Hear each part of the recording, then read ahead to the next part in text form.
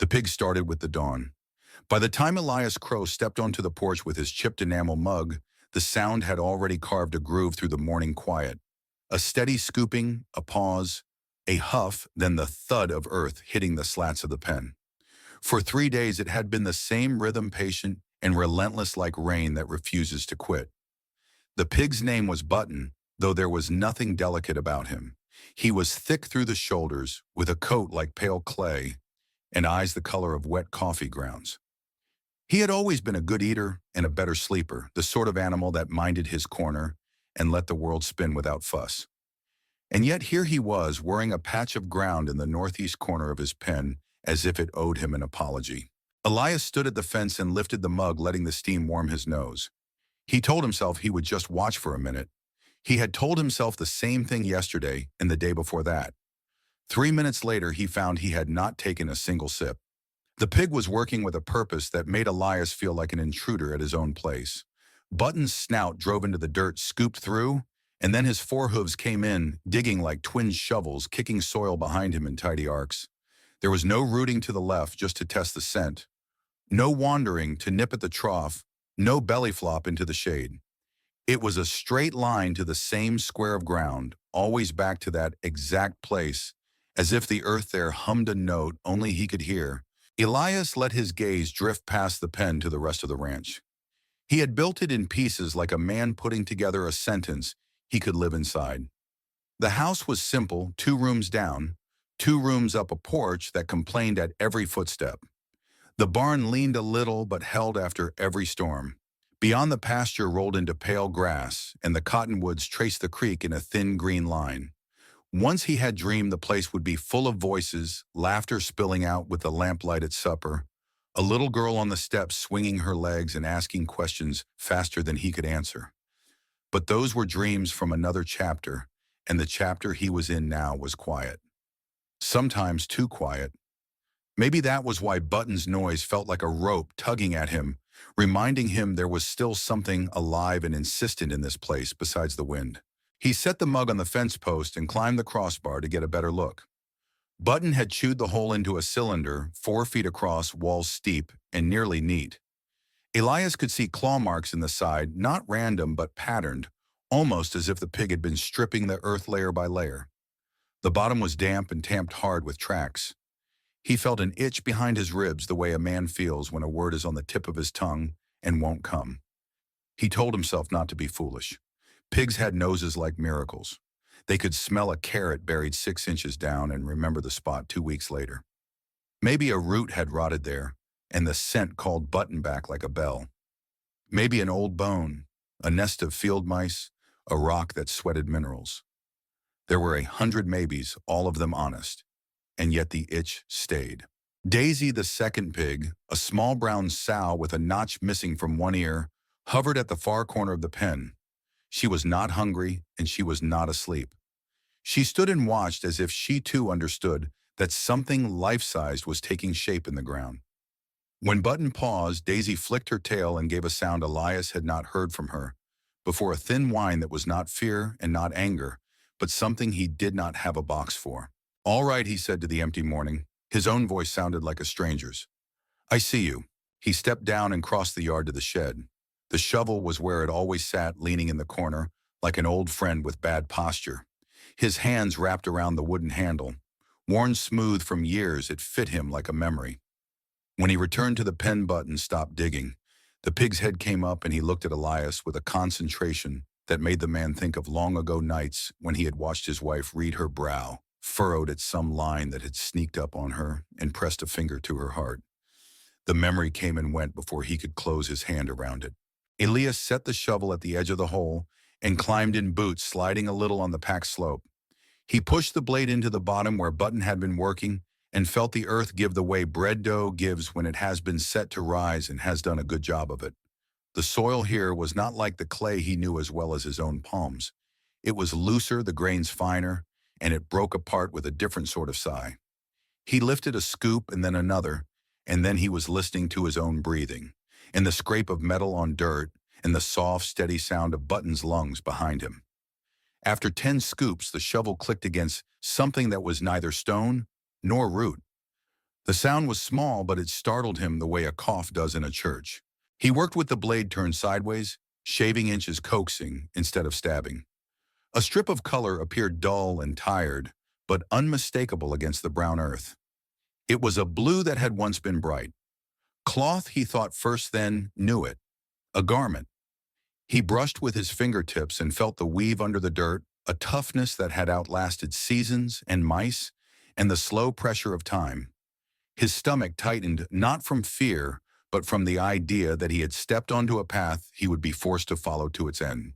Button stood so close now that Elias could feel the pig's breath on his shoulder.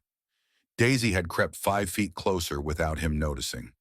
Even the hens in the yard had stilled, and somewhere out by the pasture fence, the geldings had drifted together, facing the pen like spectators who had not paid for their tickets and did not want to be caught staring.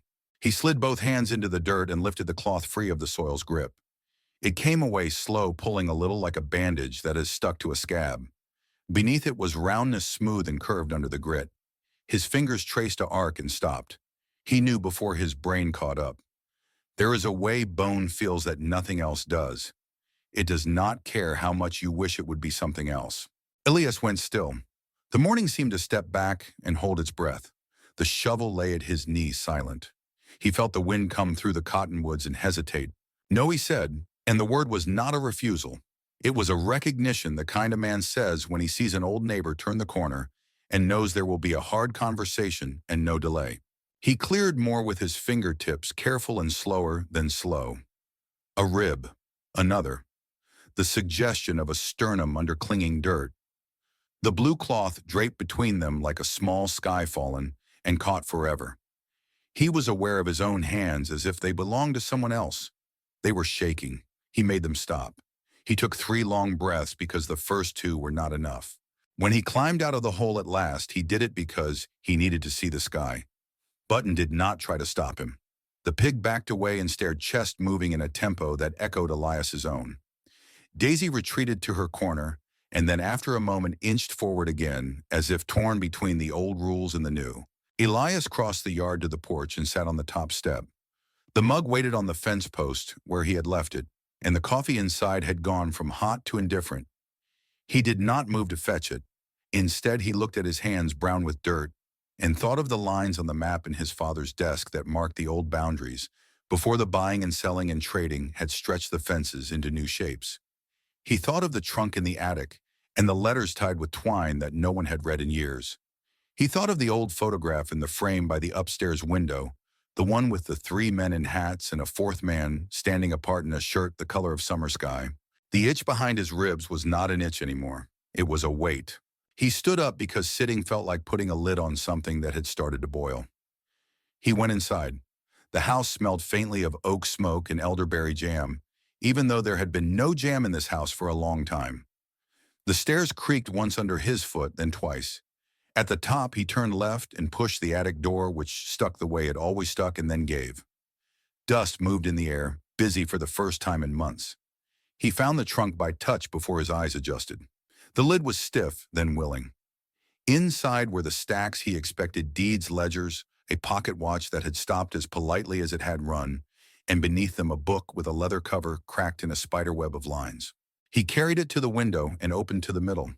The handwriting was small, careful, and in it lived a man who had not imagined Elias would ever read his private thinking. Elias turned one page and saw a date. He turned another and saw a name. Then he saw a sentence that slid under his skin like a thin knife slipped into a seam. It said only this: the Crow matter is resolved. We go forward now.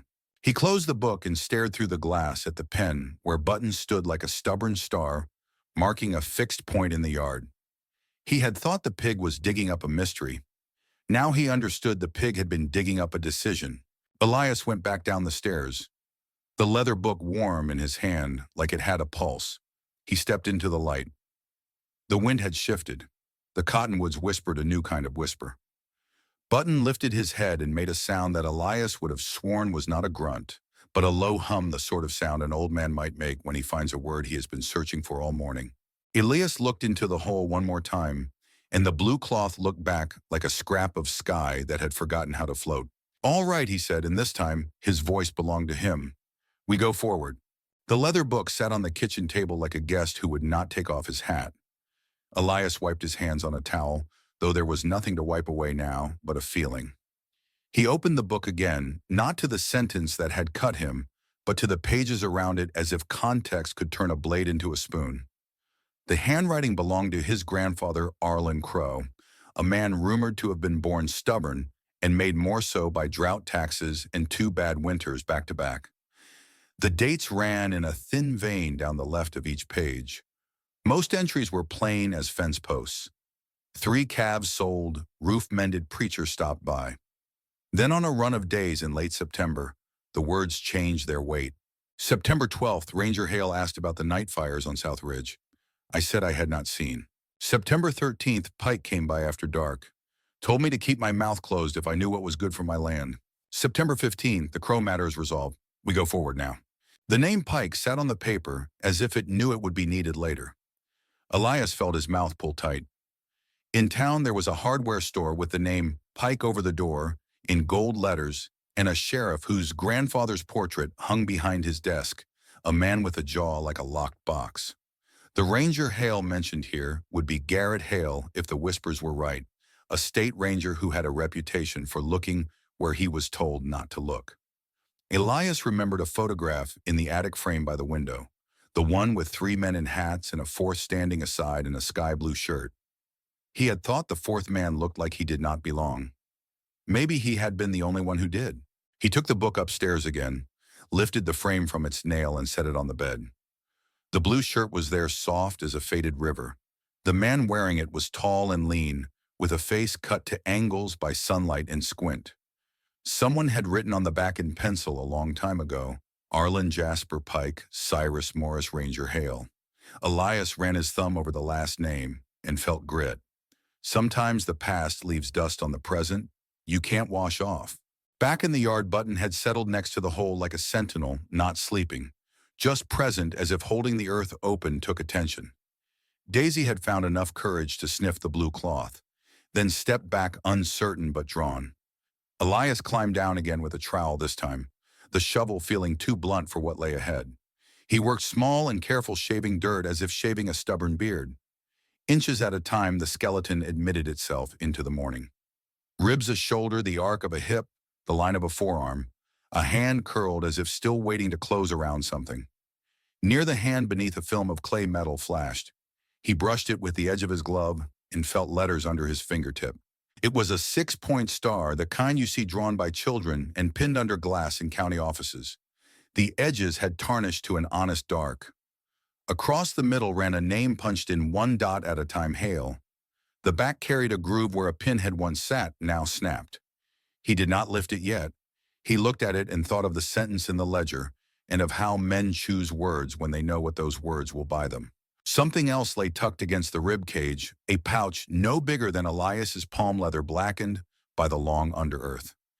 He loosened the dirt with a trowel and slid the pouch free.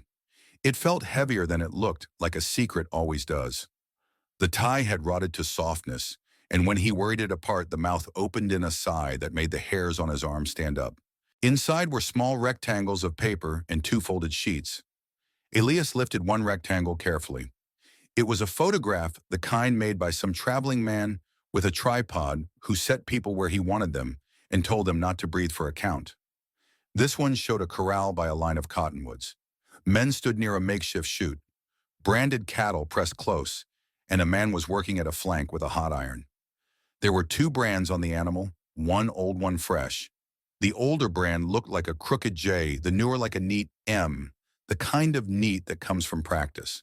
A shadow fell across the scene, the shadow of a man with a hat brim like a ranger's, who must have been the one taking the picture. On the back, in small, careful script, someone had written Morris Yard Midnight Job, 3rd week August. The second rectangle showed the back room of the hardware store Pike. Ran then in the small town that became larger by layers. A table held a ledger. There were stacks of banknotes. A man counted while another watched the door. The watcher's face angled into the lamp, and his profile could have been pulled from the photograph on Elias's bed. Pike younger by decades, but with the same locked box mouth. On the back, the same careful hand had written Division Night. Crows promised silence. Proof taken. Elias felt something shift inside him, a quiet moving a degree. There are moments when a man's choices stand up from their chairs and look him in the eye. He set the photographs on a folded burlap sack and opened the first sheet. It was a letter half-written addressed to a judge in the state capitol, telling in plain sentences what had been seen and by whose hands. It named Pike and Morris and three others whose last names still hung on signs in town as if they had never done anything worse than sell nails. It said the ranger would bring his evidence on the 20th of September and asked that a warrant be ready. The letter was dated the 19th. The second sheet was a map drawn in pencil, the creek marked by a looping line. The Crow Ranch penciled in 5 X's placed on ridges and under gullies with one short note beside each witness. Informer, turncoat handler debt. Near the northeast corner of a square labeled Crow Pen, a small star had been sketched. Beside it, one word proof. A wind moved through the pen and touched Elias's neck. He could say it was only air doing what air does. He could also say that a hand had brushed him one that had waited long to make itself known. He lifted the star-shaped badge finally and turned it in his palm. It was cold. When he set it back down, he did so with more care than he had used to set down the photographs. By noon, the blue had deepened overhead, and heat leaned its weight on the yard. Elias washed his hands at the pump, the water turning a little brown, then running clear as if it was willing to forgive. He wrapped the badge, the pouch, the photos, the map and the half letter in a strip of muslin and tied it tight. The ledger he slid into his shirt. He put everything into the bottom of a flour tin in the pantry and covered it with paper sacks and beans. It was not a permanent place, only a momentary pause to breathe between knowing and acting. In the quiet that followed, another idea came to sit on the edge of his mind. There were people who would not thank him for what he had found. There were people who would make their thanks in the shape of a threat. He thought of the drive into town on the narrow road, the way headlights could appear in a rear view, where you had not seen them before. He thought of a black truck, of a uniform, of a badge gleaming in the wrong hands. He had loved this land for the way it let him be alone. Suddenly, the aloneness felt like standing in a field with his back to a wall he had not noticed until it pressed cool against his shoulders. He went to the barn. Dust lifted in the light slats. His mare June tossed her head and then leaned her forehead against his chest the way she did when she wanted him not to worry. He set his hand between her eyes and remembered the last time he had ridden to town just to buy coffee and come back with a string of news he had not wanted. He saddled her and then stopped. Riding in now would be walking into a place full of names his ledger had already said out loud. Not yet, he thought. Not without a plan and not with the evidence on his person where a sudden stop could unspool everything. He spent an hour making copies, the old way, setting each photograph under the window light and sketching by hand the shapes that mattered, the branded flank, the men's stances, the ledger open on a table, the profile of a pike. He redrew the map with care until his own pencil knew the path Hale had intended. He wrote the names from the letter into a second sheet. His handwriting was slow, but it did not falter.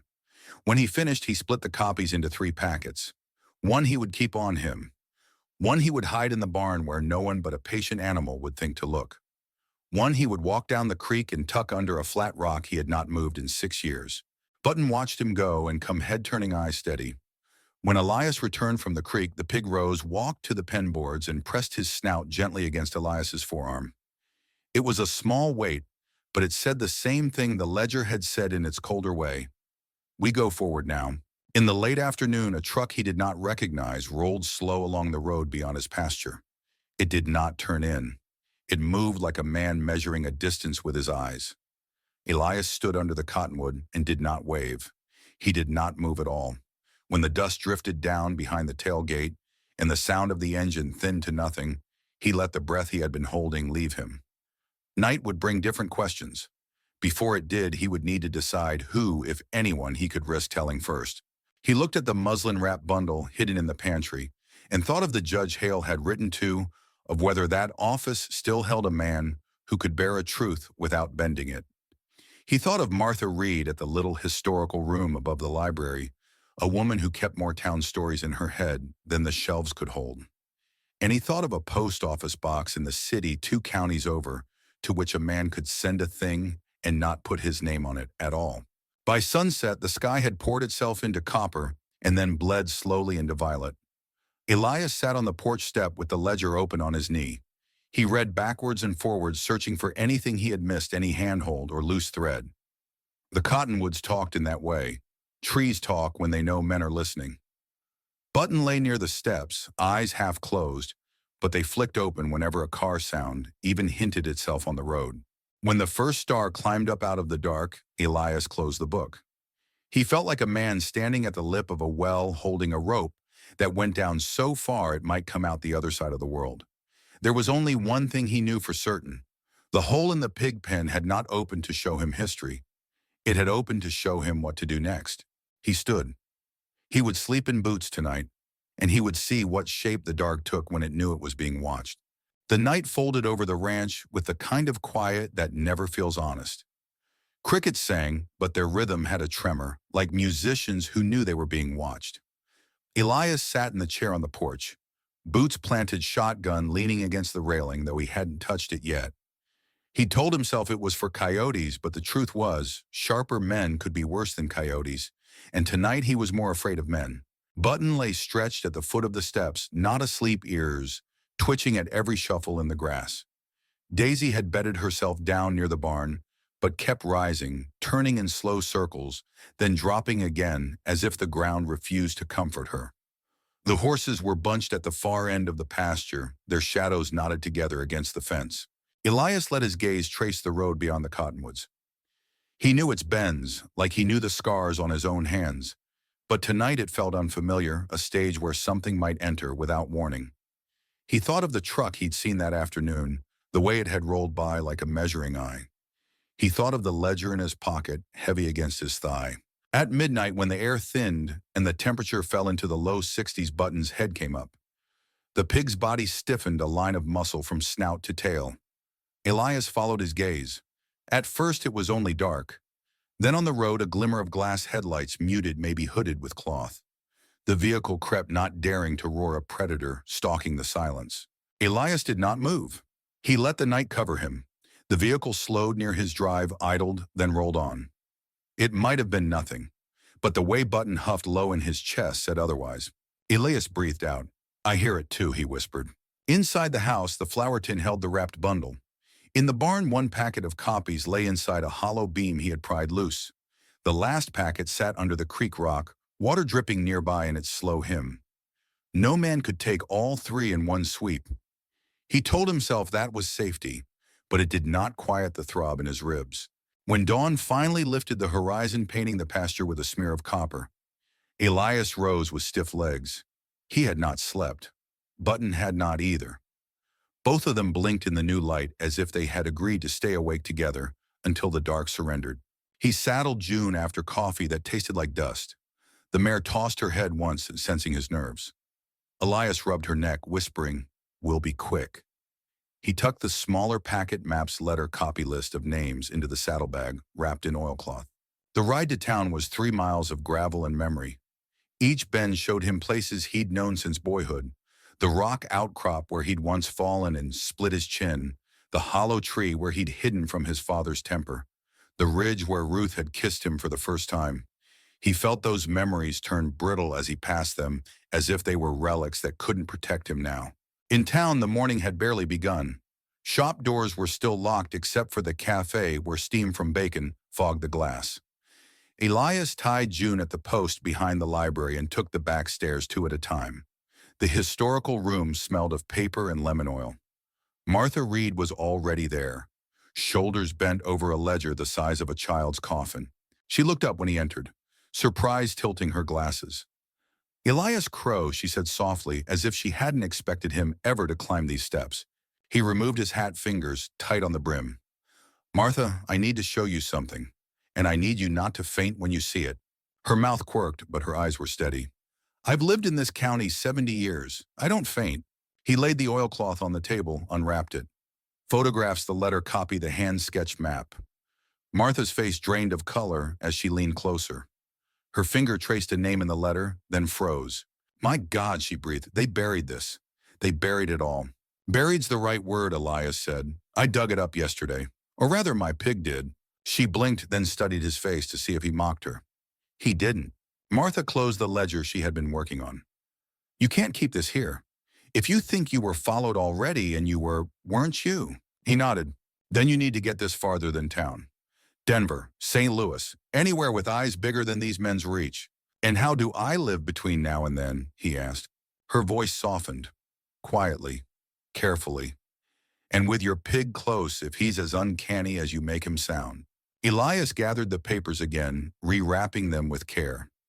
Martha placed a hand over his for a moment, her skin dry and light as paper. Don't wait too long. Rot spreads fastest when the air's thick with silence. The ride home was worse than the ride in. Every fence post seemed to lean forward with ears, every turn a chance for headlights to slide in behind him. Twice he thought he heard an engine.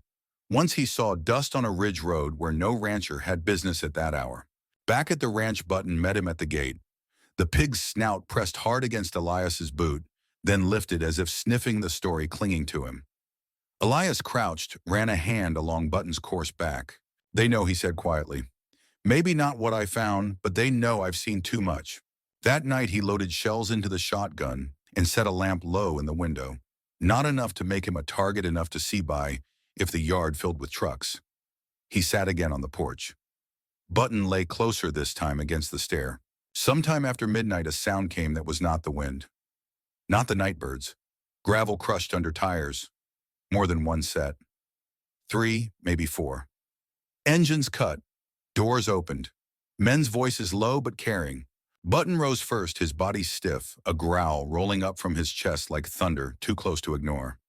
Elias stood slowly, feeling the ledger heavy in his coat pocket. The men walked into the yard. Their silhouettes carried hats and weapons. One voice called out calm and oily. Evening, Crow.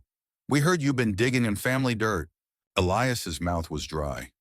He glanced down. Button's stance said more than words tonight would be the line between keeping the truth quiet or letting it roar. And the night, for the first time in years, felt like it wanted to roar. The men spread out as they came forward, boots crunching gravel in slow, deliberate rhythm.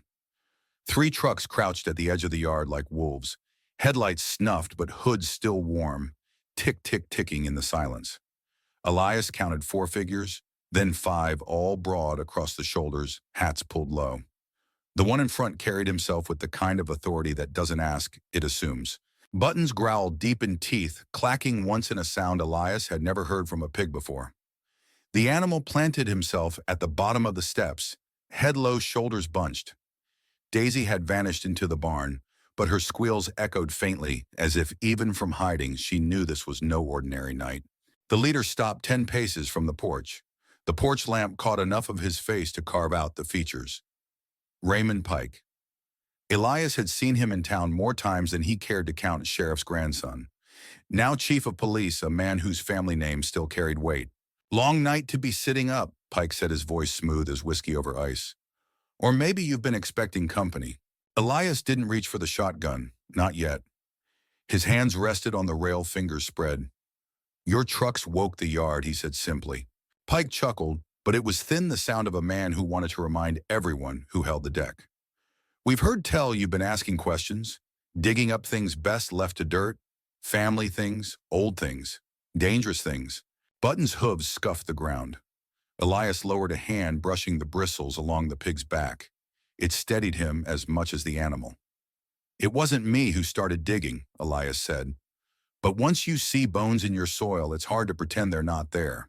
The words landed. One of the men to Pike's left spat, muttered something about damn fool. Pike raised a hand to quiet him. Listen close, Crow, Pike said, stepping nearer, his boots slow, deliberate. My great-grandfather and yours, they built this county together. They kept order their way. That's history. You stirring it now won't change a thing except where you end up planted. You follow. Elias's mouth was dry, but the ledger pressed against his chest like a second heart. I follow, he said, voice calm, but I don't bend. The tension was thick enough to choke. A cricket sang, then fell silent. Pike tilted his head. So you've made copies. Sent them, maybe. Thought you'd be clever. Elias didn't answer. Button did, with a snort that sent dust curling in the air. The men shifted, uneasy. It was one thing to stare down another man, another to face a beast that looked ready to launch. Finally, Pike's smile cracked. You think you've outplayed us. Truth is, you've just written your own end. Before Elias could reply, the distant rise of sirens cut through the night. Faint at first, then swelling, bouncing off the hills like a promise. Red and blue lights flickered on the horizon. The men cursed, turning toward their trucks. Pike's face twisted into something darker. You'll regret this, Crow. You don't know the hornet's nest you've kicked. Elias stepped forward one pace, button at his side, snout thrust like a blade. No, he said. I know exactly what I've done. The trucks roared to life, tires spinning gravel, retreating into the dark. Seconds later, government vehicles swung into the yard, headlights cutting the night open. Sirens dying as engines braked hard. Armed figures spilled out, voices clipped purposeful. A woman in a windbreaker marked with bold letters approached, fast badge glinting. Elias Crow, she asked. He nodded once. I'm Special Agent Mitchell State Task Force. We got your packet, every copy. Tonight you just saved us a century of guesswork.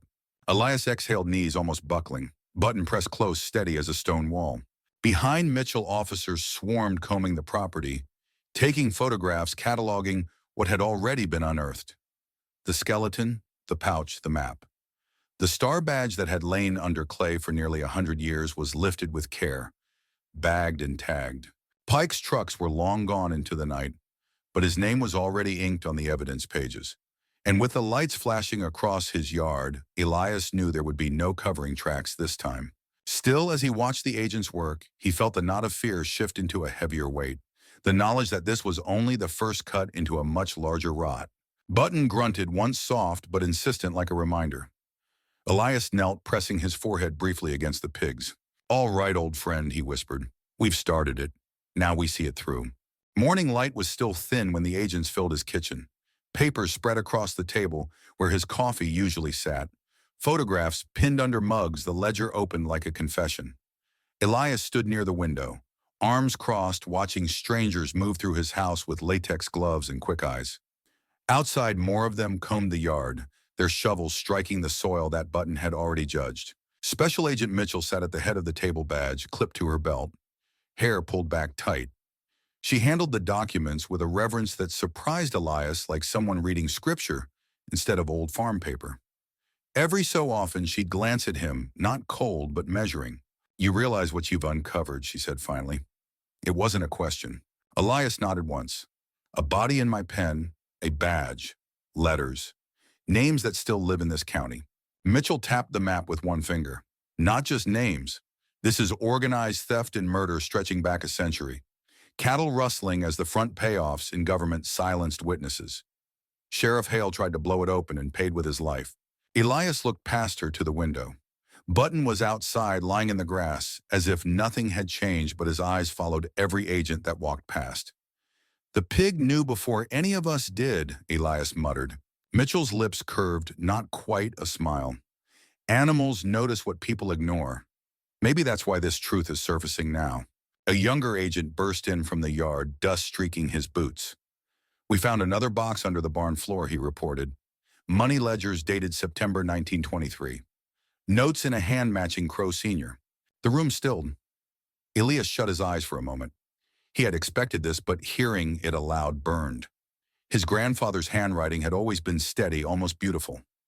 Now it wrote him into conspiracy. We'll seize it all, Mitchell said, voice brisk. Chain of evidence will be airtight. Once this hits federal courts, Pike and his circle won't wriggle free. Too much paper, too many bones. Elias opened his eyes, fixed them on her. You talk like the fight's already won. You don't know these families. They don't scare easy. She met his stare. Neither do we. Through the window came the sudden rise of noise engines, doors slamming, shouts. Elias's body stiffened. Button lurched to his feet, hackles up. Agents outside called for order, forming a perimeter. From the porch, Elias saw dust rising on the road. 3 cars, not police issue. Black trucks again. They stopped at the fence line, men climbing out. Pike. His jaw was a clenched fist, his eyes narrow slits against the sun. He didn't cross onto the yard, not yet. Instead, he cupped his hands and called out, Crow, the word cracked through the morning. You hand over what you found, and maybe we let you keep breathing ranch air. You hide behind outsiders, you'll regret it. Button roared a sound that shook the boards of the porch. It wasn't a pig's grunt anymore. It was fury and flesh. Agents raised rifles.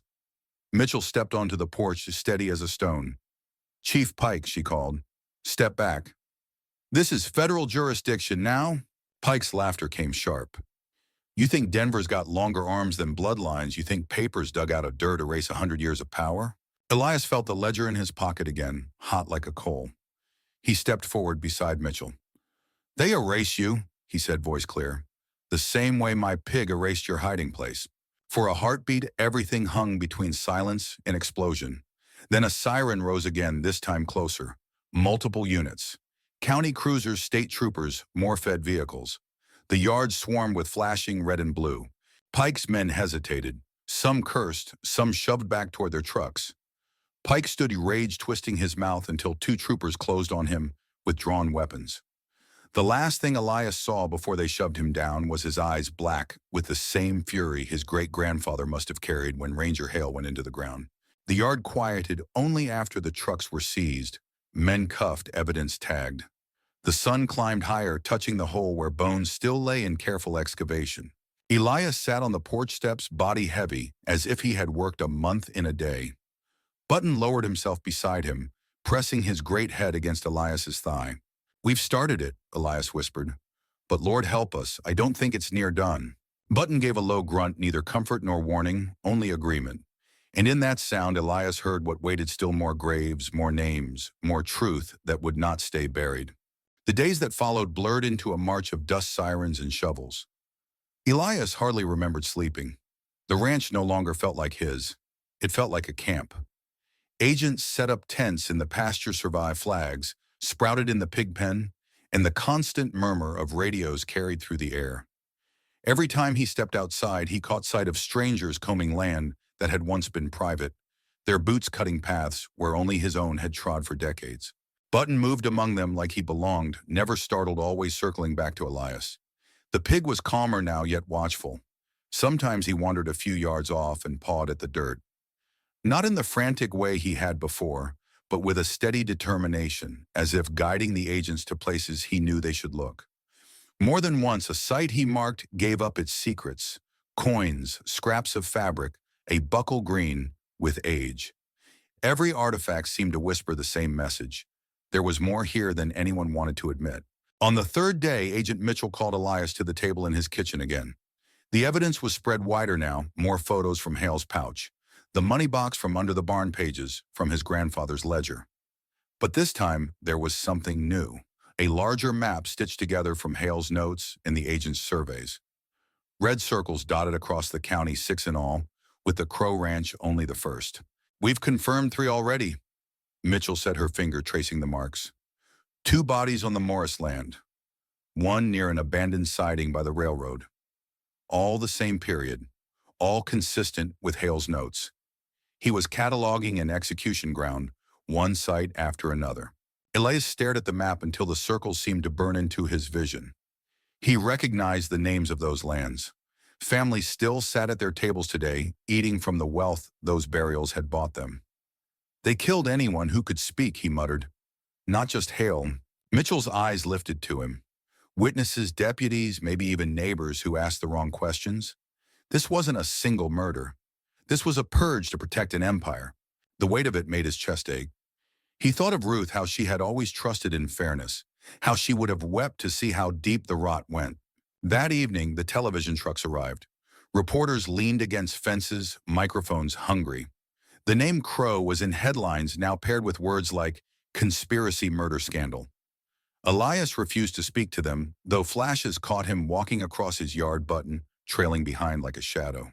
Later, when the yard was quiet again, Martha Reed came out from town with a folder under her arm. She sat with Elias on the porch while Button dozed at their feet. "My grandfather told me pieces," she said softly, "but I never had proof. I kept collecting, waiting for someone to listen. When you walked into the library, I knew the story had finally found its teller." Elias rubbed his palms together, rough with callus. "I didn't want to be a teller. I just wanted to raise animals and grow old on clean land." "Clean land," Martha echoed. "Maybe that's what this is. A cleansing. The dead don't rest when lies sit heavy on them." He didn't answer.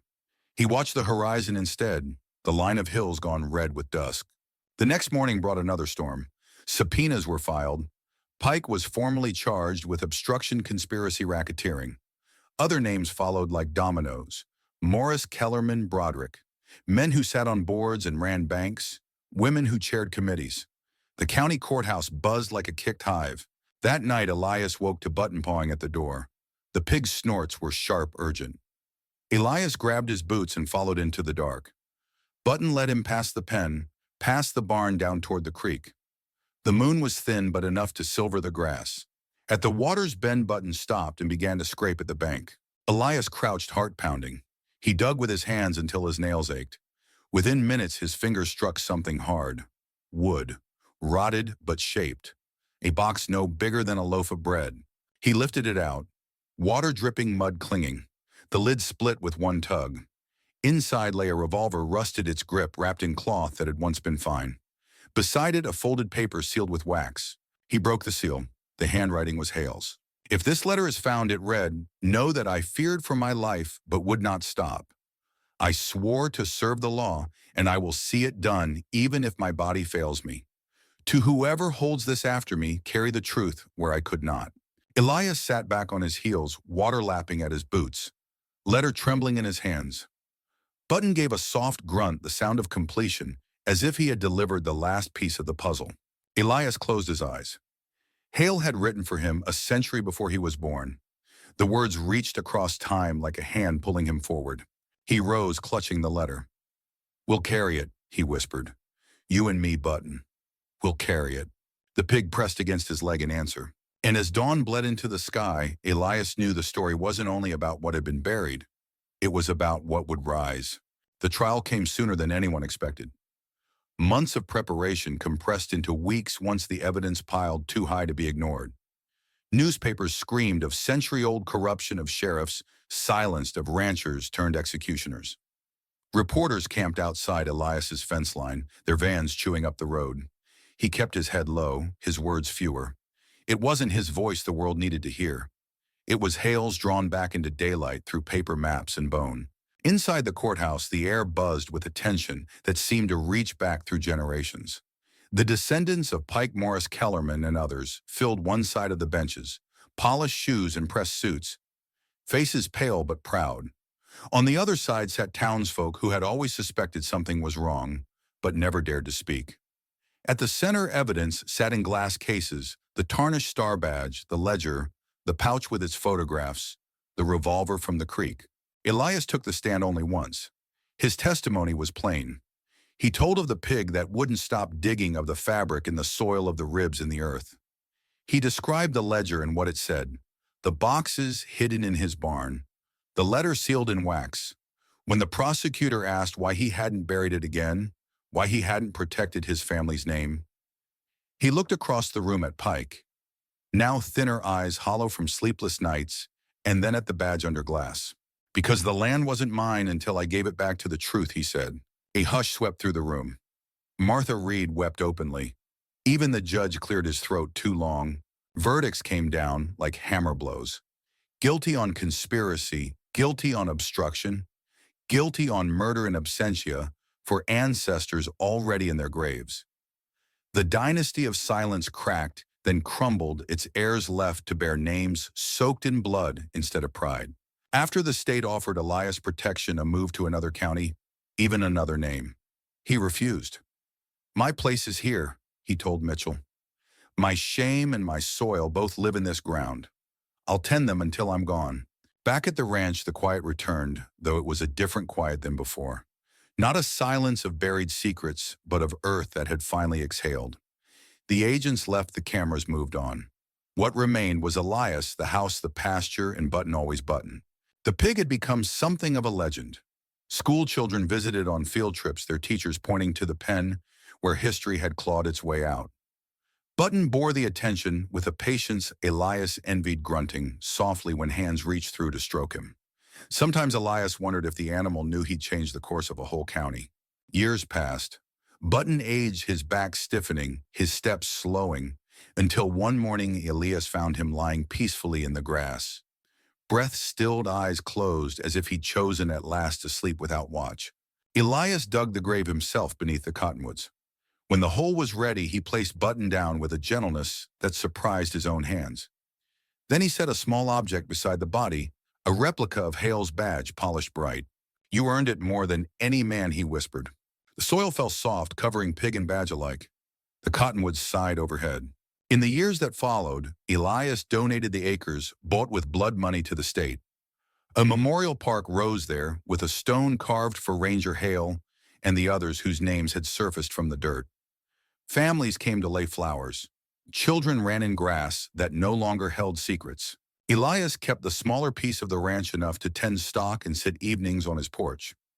When neighbors asked how he'd found the strength to ruin his own legacy, he always gave the same answer. "I didn't," he said. "A pig did. He reminded me some truths won't stay buried no matter how deep men try." And when night fell quiet across the pasture, he sometimes heard a sound carried on the wind, soft and low. Not a grunt, not quite. Something that sounded like the earth itself finally at peace, humming, thanks to the man and the pig who had set it free.